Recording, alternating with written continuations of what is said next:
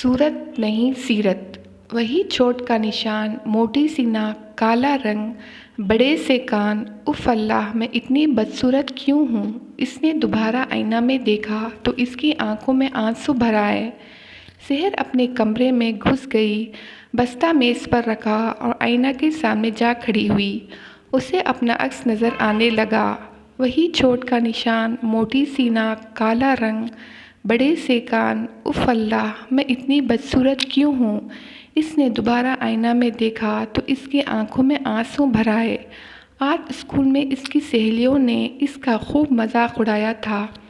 مس نرجس کے کہنے پر سبق سنانے کے لیے کھڑی ہوئی، لیکن ابھی تھوڑا سا ہی پڑھا تھا کہ مس نرجس میڈم کے بلانے پر باہر چلی گئی۔ مس کے جاتے ہی سب نے مذاق اڑانا شروع کر دیا۔ سحر سوچنے لگی اور پھر یہی سوچتے ہوئے سو گئی۔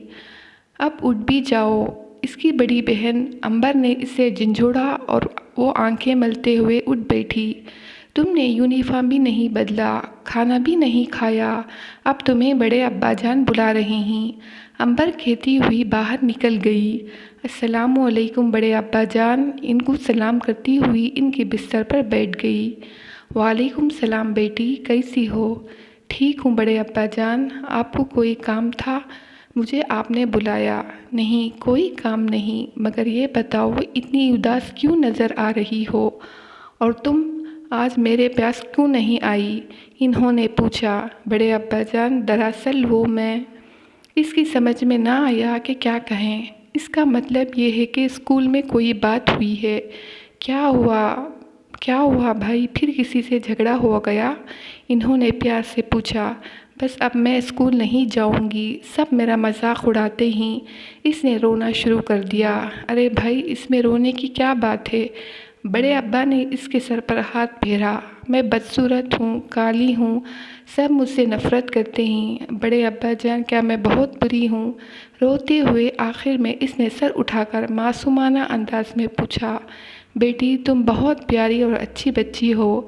بڑے ابا جان نے اس کے ماتھے پر بکھرے ہوئے بال سمیٹ کر اوپر کیے۔ پھر میری شکل اتنی بری ہے؟ اس نے اداسی سے پوچھا۔ نہیں بیٹی، اللہ تعالیٰ نے ہر انسان کو بہت محبت کے ساتھ بنایا ہے۔ انسان اچھا برا نہیں ہوتا، بلکہ اس کے کام اچھے اور برے ہوتے ہیں۔ جن کی شکلیں اچھی اور رنگ بھی گورا ہوتا ہے، مگر ان کے کام اچھے نہیں ہوتے، مگر دل اندر سے سیاہ ہوتا ہے۔ ایک اور بات بتاؤں؟ انہوں نے اس کے گالوں پر پھیلے آنسو صاف کیے اور دوبارہ کہنے لگے۔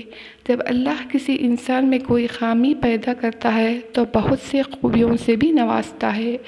اب تم اپنے آپ کو دیکھو، تمہاری آواز بہت خوبصورت ہے، تمہیں چاہیے کہ قرات اور نعت وغیرہ کے مقابلوں میں حصہ لو۔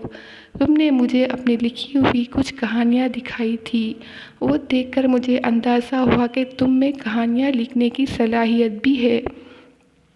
تمہیں گھر کے کام سیکھنے کا بہت شوق ہے، تم ہمیشہ صاف ستھری رہتی ہو، تم ذہین ہو، اور بھی بہت سی خوبیاں ہیں۔ تم سانولی رنگت پہ نہ جاؤ۔ بڑے ابا نے اس کی صلاحیتوں کے بارے میں اسے تفصیل سے بتایا۔ وہ تو ٹھیک ہے بڑے ابا جان، مگر جب میں کلاس میں کچھ پڑھنے کے لیے کھڑی ہوتی ہوں تو سب میرا مذاق اڑانے لگتے ہیں۔ میں قرات اور نعت کیسے پڑھ سکتی ہوں؟ وہ الجھتے ہوئے بولی۔ دیکھو سحر، اب یہ کام تو تمہیں خود کرنا ہے، اپنے اندر خود اعتمادی پیدا کرو۔ تمہارا مذاق اڑاتا ہے تو اڑانے دو۔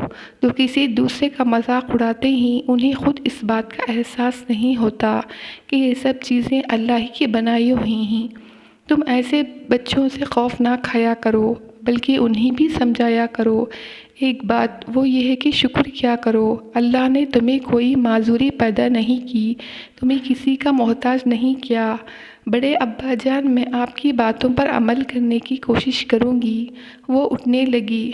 بڑے ابا جان تصورات میں ہی اپنی پیاری بھتیجی کو اعلیٰ مقام پر دیکھ رہے تھے اور اس خواب کی پورا ہونے کی دعا مانگ رہے تھے۔